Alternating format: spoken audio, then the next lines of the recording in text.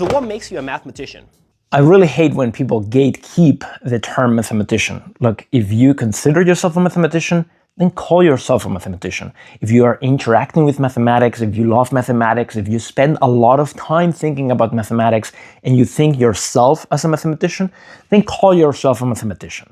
Because in any case, defining what a mathematician is very difficult to pinpoint what takes for someone to be a mathematician. Do you need to have an undergraduate degree in mathematics?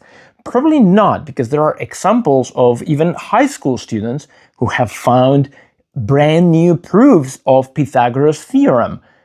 If they tell me they call themselves mathematicians, I would call them mathematicians. Or more recently, an undergraduate student in mathematics and an amateur mathematician have started using AI to prove open problems in mathematics, the Erdos problems.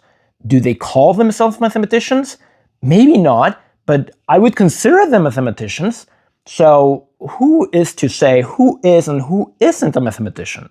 However, if you're going to call yourself a mathematician as an authority argument, then we have a problem, because people are going to assume you are a mathematician, and then it better be that what you're saying is based on a lot of experience with mathematics. For example, in this app, there is someone who calls themselves a mathematician, and then they spew a lot of misinformation about mathematics. And that's hard because a big audience thinks that they are right because they call themselves a mathematician. And then it's hard to argue that no, that is not correct. Anyway, Math Scribble's video was great, so go watch it. My arguments are actually very similar to, I think, his main point.